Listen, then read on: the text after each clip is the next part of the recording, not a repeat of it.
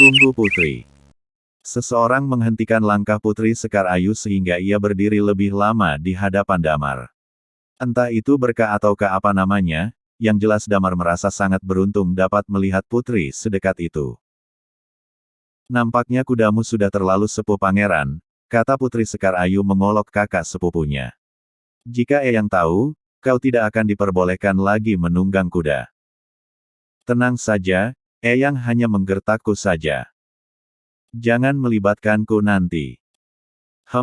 Sedikit, jawab Putri Sekar Ayu sambil tersenyum meledek. Sementara Damar semakin terpukau oleh senyum menawan Putri. Kau ini, ayo cepat. Matahari sudah condong ke barat. Pangeran Respati mengajak Putri Sekar Ayu untuk segera memasuki tempat persembahyangan, namun tiba-tiba Putri menghentikan langkahnya.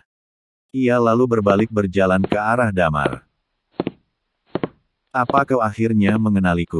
Gumam Damar dalam hati sambil menatap Putri yang sedang berjalan ke arahnya. Maaf, selendangku, kata Putri sambil menarik selendangnya dari pergelangan tangan Damar. Damar seketika panik, ternyata tanpa ia sadari selendang Putri tersangkut pada gelang pemberian kakek tua yang ia pakai di pergelangan tangannya. Hembusan angin telah menerbangkan selendang Putri hingga tersangkut di pergelangan tangannya. Damar buru-buru melepaskan selendang itu dengan rasa canggung. Mohon ampun Gusti, kata Damar buru-buru menyatukan kedua telapak tangannya sebagai wujud permohonan maaf. Tak apa, akhir-akhir ini angin bertiup lumayan kencang. Iya Gusti. Damar beberapa kali mengucapkan permintaan maaf. Putri jadi tak enak hati karena telah membuat pemuda di hadapannya itu gemetaran. Ia segera pergi menyusul Pangeran Respati yang telah menunggunya di depan pintu candi. Damar dan Parwan pergi setelah Putri meninggalkan area candi. Di perjalanan pulang, pikiran Damar nampaknya masih tertinggal di Bukit Pujon. Beberapa kali Parwan mengajaknya bicara namun hanya dijawab seadanya, bahkan kadang jawabannya tidak nyambung dengan pertanyaan yang dilontarkan sahabatnya itu. Damar, kau dengar tidak aku bicara apa? Kata Parwan beberapa kali berusaha menyadarkan Damar yang terus saja diam. Iya aku dengar, kata Damar sambil memandangi pergelangan tangannya. Aku tahu, kau tak akan membasuh tanganmu hingga beberapa hari, ledek Parwan. Bukan, gelang ini, aki-aki yang kita tolong tadi pasti bukan orang sembarangan. Hah? Maksudmu? Tanya Parwan. Percaya atau tidak, gadis yang sering muncul di mimpiku ternyata Putri Sekar Ayu. Apa? Kau jangan bercanda. Aku berani bersumpah. Aku tak menyangka hari ini aku bisa bertemu dengannya di dunia nyata. Mana mungkin? Jangan mengada-ada. Terserah mau percaya atau tidak, tapi gadis di mimpiku benar-benar dia. Lalu kau mau apa? Melamarnya? Entahlah. Dia itu putri, calon ratu kerajaan ini. Banyak raja-raja dan pangeran yang ingin mempersuntingnya.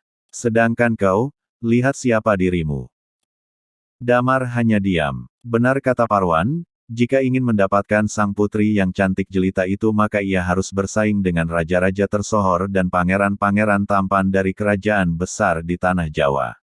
Mana mungkin, sedangkan ia hanya seorang anak pencari rumput yang bekerja di pandai besi milik Empu Geger. Angannya terlampau jauh panggang dari api. Sudahlah Damar, yang nyata-nyata saja. Lihatlah di sana, Utari sedang memandangimu, kata Parwan memecah kebisuannya. Tutup mulutmu itu. Hei Damar, aku serius, Utari menyukaimu sejak lama. Sudahlah, sekarang lebih baik kita memikirkan alasan yang tepat agar Empu Geger tak memarahi kita. Damar pergi meninggalkan Parwan jauh di belakang karena sudah tak tahan mendengar ocehan sahabatnya itu.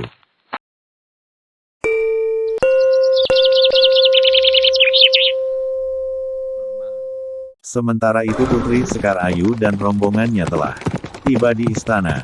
Terlalu asik menunggang kuda, Putri jadi lupa waktu sehingga membuat keluarganya khawatir karena hingga petang Putri dan Pangeran tak kunjung pulang. Ratu sampai mengirimkan pasukan untuk mencari keberadaan mereka berdua. Dari mana saja kalian? Kata Ratu Pancawati memarahi mereka berdua.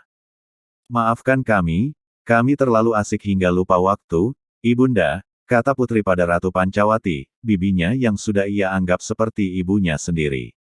Putri terlihat begitu santai karena sudah biasa diomeli seperti itu oleh Ratu Pancawati. Bukannya kesal, Putri malah gemas setiap kali melihat bibinya marah. Sesekali bahkan ia sengaja membuat bibinya kesal.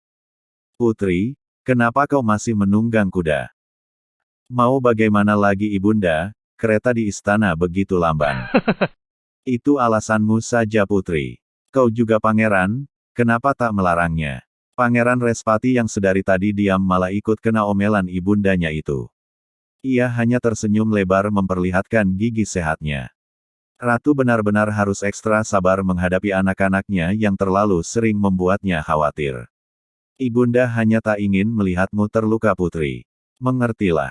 Aku baik-baik saja Ibunda. Sudahlah, yang penting mereka pulang dengan selamat, timpal Raja Widharma yang tiba-tiba datang menghampiri mereka. Tapi Kanda, Putri, kau pasti sangat lelah, kata Raja memotong, agar istrinya berhenti memarahi Putri Sekar Ayu. Terima kasih Romo. Ananda undur diri. Putri buru-buru pergi setelah diselamatkan oleh pamannya. Dinda tak akan lagi bisa memarahinya saat ia menjadi ratu kelak, kata Raja mengguraui istrinya. Dinda akan tetap memarahinya Kanda Prabu. Walau bukan Dinda yang melahirkannya, ia tetaplah putriku yang kusayangi. Baiklah Dinda, terserah kau saja, jawab Raja sambil tersenyum merangkul bahu istrinya dan membawanya pergi. Raja Widharma dan Ratu Pancawati sudah Putri anggap seperti ayah dan ibunya sendiri, begitu pun sebaliknya. Sejak kecil Putri telah ditinggalkan oleh kedua orang tuanya dalam sebuah kecelakaan fatal di hutan. Sedangkan saudara kandungnya satu persatu pergi mendahuluinya karena penyakit. Kini hanya tersisa dirinya saja di garis keturunan yang sah kerajaan Welirang. Ia akan segera naik tahta saat usianya genap 22 tahun. Untuk sementara, Raja Widharma pamannya lah yang menjadi raja untuk mengisi kekosongan jabatan sampai Putri naik tahta kelak.